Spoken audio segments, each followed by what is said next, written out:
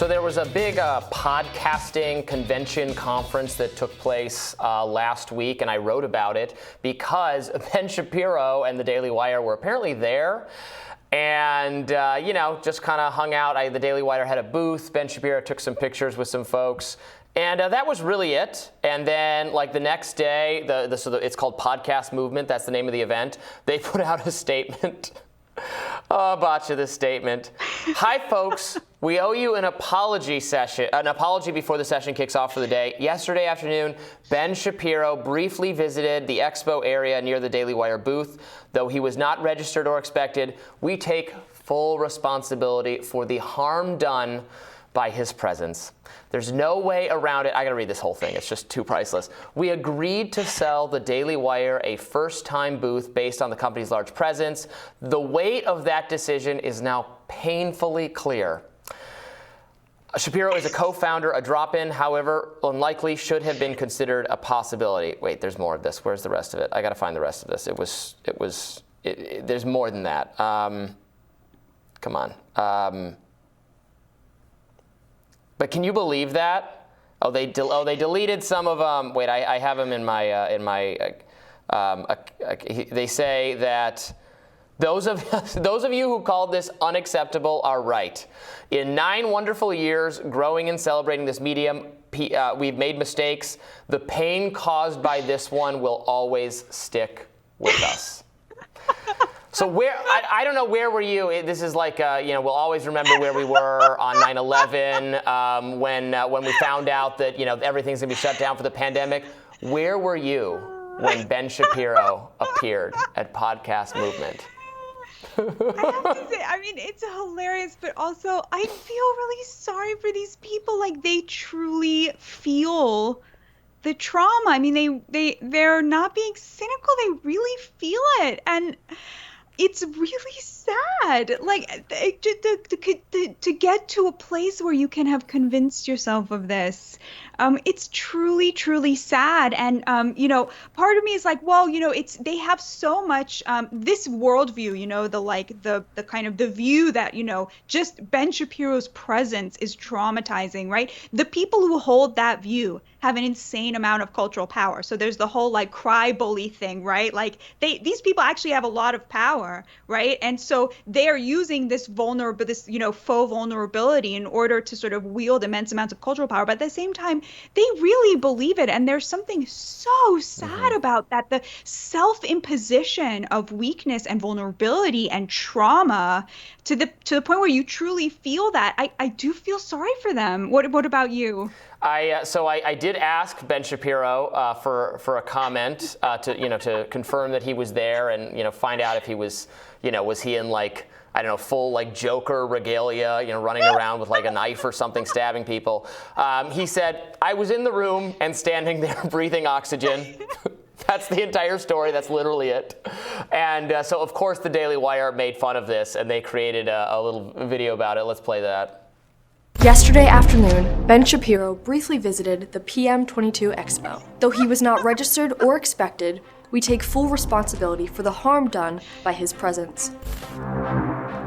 So do I get to get a picture? 1, 2, 3. God bless you. Hey, thank you. We agreed to sell the Daily Wire a first-time booth based on the company's large presence in podcasting. The weight of that decision is now painfully clear.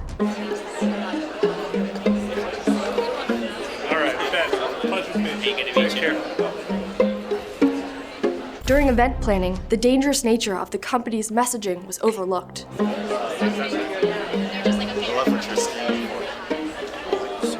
Thank you. Those of you who called this unacceptable are right. Podcast Movement has made mistakes.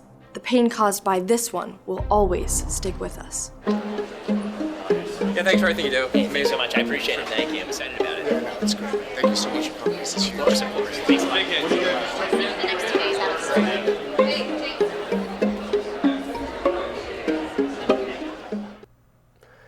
So my guess is at this convention with, hundreds or thousands of people there, that there was this is just a guess, no idea, that there were maybe 16 people who were annoyed that Ben Shapiro was there, and like 1 or 2 people who were like, oh, this is a hate crime that he's there. Probably the number is extremely small.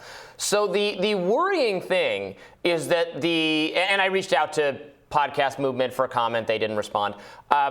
The worrying thing is that even though a tiny sliver of people feel this way, that anyone who disagrees with them is such a dangerous extremist that it is traumatizing to be anywhere near them or have them included in any way.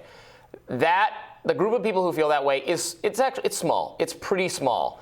But they somehow extort these big institutions into humoring their kind of delusion that this is an acceptable way to behave, that you should be able to, shut down or prevent interaction or platforming at all of not just genuinely extreme or, crazy people. But Ben Shapiro is a pretty mainstream, quite conservative pundit. I mean, he's kind of the poster child for what a young conservative voice is. It's Ben Shapiro. So if you have a problem with that, you really do have a problem with basically all kind of right-leaning dissenting from progressive orthodoxy. Again, I think the people who feel that way are very small in number, but they get their way an awful lot. In fact, that is a major theme of Ben Shapiro's last book. I wish I remember the name of it. I think it was The Authoritarian Left or something like that. But he spends a lot of time arguing about how to take over a movement, you don't actually have to take over the movement. You don't have to take over 50% of the movement. You just need 10% or something. He has a number there based on scientific research about at what point the larger movement will decide that it is not worth fighting the radicals and will start siding with them just because it's the easier thing to do. And it's a much smaller number than certainly a moral majority.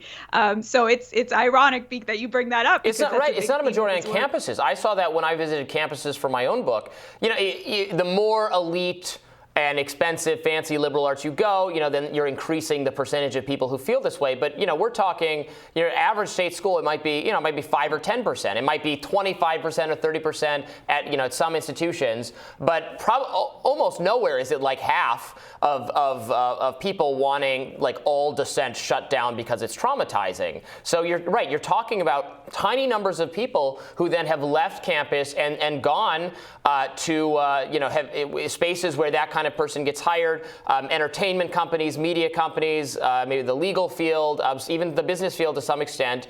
They want to dictate, the content choices, the editorial choices at journalistic outlets, the content choices at places like Netflix and HBO, and Amazon and Hulu and all those.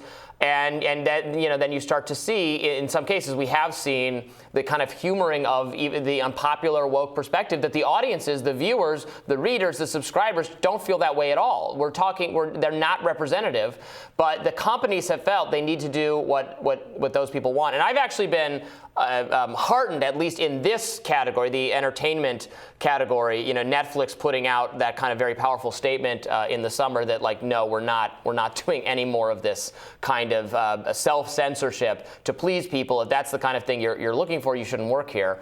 And because I think the companies, those kind of companies at least, that actually do have kind of a bottom line and a market incentive and can see what their customers and subscribers actually care about, those people are figuring out that it is at the end of the day poisonous to give too much veto power to a woke scold perspective. That might not be true that's not going to be true in all organizations. Some will continue to be affected by this. Perhaps the podcasting convention space, which I wonder if we'd be too much trouble for this for this event, Batya. I wonder if someone would complain about you or I or anybody else. It's ironic because a lot of podcasting has stepped into this kind of conservative space because the left has such a lock on, these sort of entertainment companies, news companies, etc. I have a more cynical read about Netflix, which is it was preparing for a lot of layoffs and was hoping people would quit en masse and they wouldn't have to pay severance if they made this statement in support of contraband opinions and thought crimes. But yeah, I agree with you. It's just so interesting. interesting. The Pew Research Center, they sort of did a taxonomy of political opinion in America, and they found that, the number of people who could be put in the progressive category was 6% of Americans. It's such a teeny tiny number, but because they have so many positions, of power in terms of entertainment, media, journalism, politics, they're able to affect this, this mirage that this is the view that represents 50% of Americans, that this is the sort of mainstream Democratic view, when it's just a teeny tiny portion of Americans, and Americans in general are much more united than divided on all of these big issues. Well, that's a good point. Maybe you, me, and Bree can hit the podcast movement circuit next year, perhaps. Anytime. All right, we'll have more Rising right after this.